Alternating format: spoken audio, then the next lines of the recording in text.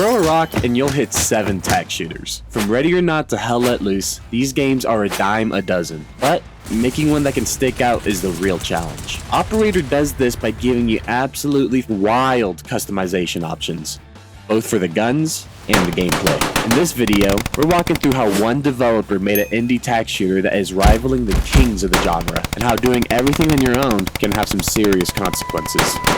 This is Operator. There is a lot of things I like about this game. Let me dive into one of my favorite right off the bat. The gun building in this game is absolutely insane, and I have no idea how the developer gets away with it. I'm honestly surprised how a cease and desist hasn't mollywopped them yet. We have brand name lowers, uppers, pistols, rifles, and so many other things it's hard to name it all. You can change each aspect of the gun, and I mean each aspect. The only thing you can't change is the bolt release, and honestly that might be coming soon. I don't even know anymore. If you can think it, you can make it, honestly. A personal favorite of mine is what I like to call the Ghetto Blaster kit. Get yourself an M4, shortest barrel allowed of course, buffer tube, no stock, an O-light laser, and an airsoft reflex sight. Put the most obnoxious muzzle on it and get yourself a battle buddy. The sidearm is simple. Block 18C with an extended mag and put a beam on that bitch. Make sure you're only using one hand when you're using it as well.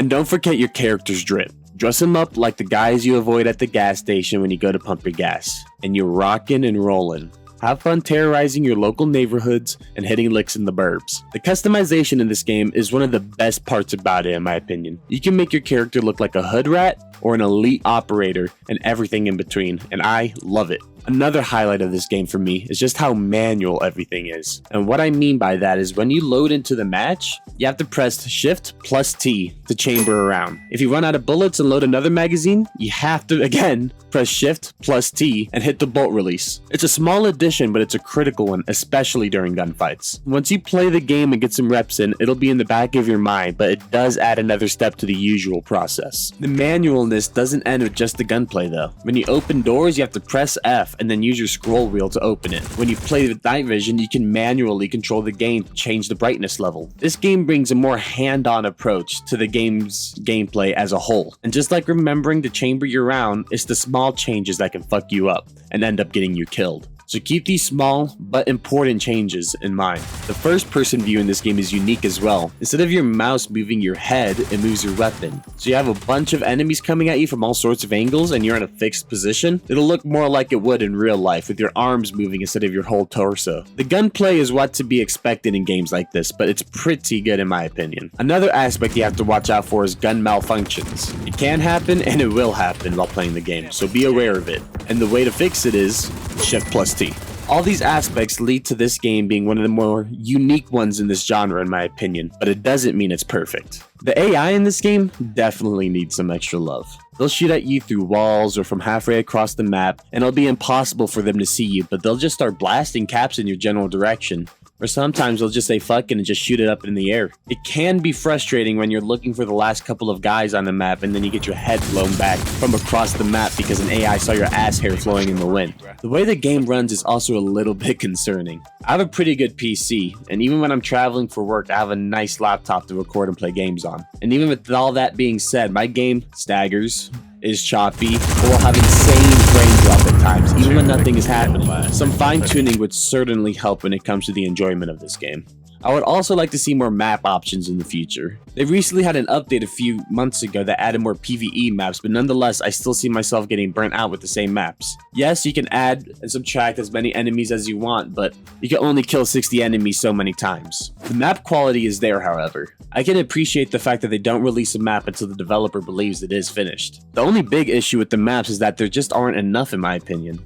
This game also has a PvP mode, but I didn't get any footage of it. It's pretty bare bones, but imagine you go into a small map with the loadout you build, and it goes off of rounds. Whoever kills the other person first gets the point, and blah blah blah blah blah. They also have a free-for-all mode, but you can take a guess on how that's like. It's simple and fun, but it can get boring pretty fast. While the function mechanics of this game are unique and are certainly fun to play around with, I just wish there was more meat when it comes to the PvP and AI around the game. With all that being said, it's hard to be rough on it. This game is developed by Vector Interactive Pty Ltd, and even though that name sounds kind of intimidating, it was a surprise for me to find out that this is just a single guy. Yep, all this footage in the background of this game has been developed by a single man whose blood, sweat, and tears have fed the lifeblood. And for that reason, it's hard for me to be harsh on the shortcomings of the game, knowing that a single dude is pumping out all the content for it. With that being said though, I will say that if he ever finds this video and takes what I say to heart, that working on the AI, maps, and PvP in this game should be his biggest priorities. As I am writing the script for this video, you can buy this game for $20 on Steam. Is it worth $20? Honestly, as of right now, I don't think so. Maybe if it was $15, but unless you're a fan of these kind of games specifically, this game will probably be something you buy and refund after like a couple hours. Now, that's not me saying this game is trash at all. But this is me saying that if you spend the $20, you're buying a game that's a bit rough around the edges, and you can get the same things out of a more polished game, like Ready or Not, for example. But if you're like me and are autistic when it comes to this shit, then yeah, maybe the $20 would be a good investment. Operator is one of the more unique takes on the TacShooter genre I've seen yet. And if you see my channel, you can see I play a good bit of them. But with its unique personality comes its quirks. To some, it might as well be as good as burning a $20 bill and calling it a day. But for others like myself, I think I'll see what this game has in store. That's exactly how it happened, bro. You'd murder me in cold blood over a simple joke. Yo, what's up, guys? Quick little update. As I am talking right now, Operator has released another massive update.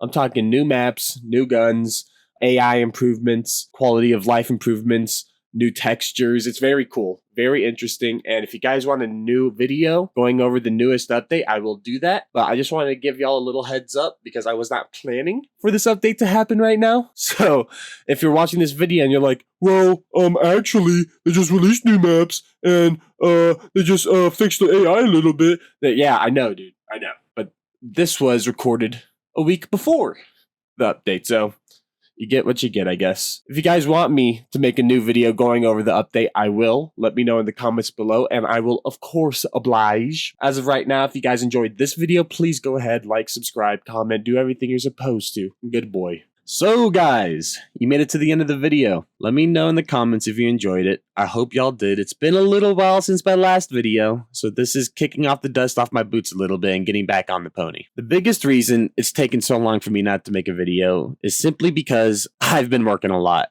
And I know it sounds like a cop-out, but let me explain.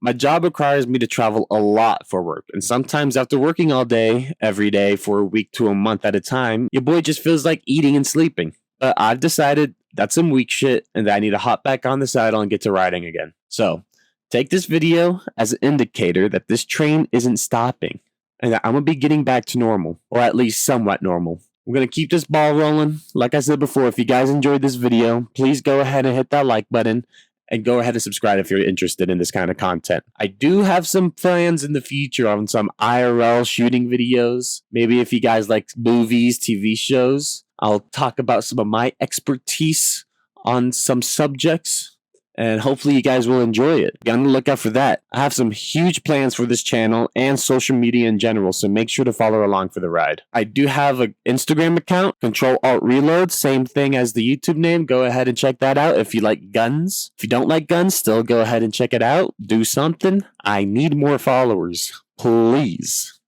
But yeah, guys, I hope you guys enjoy y'all's day, and I'm out.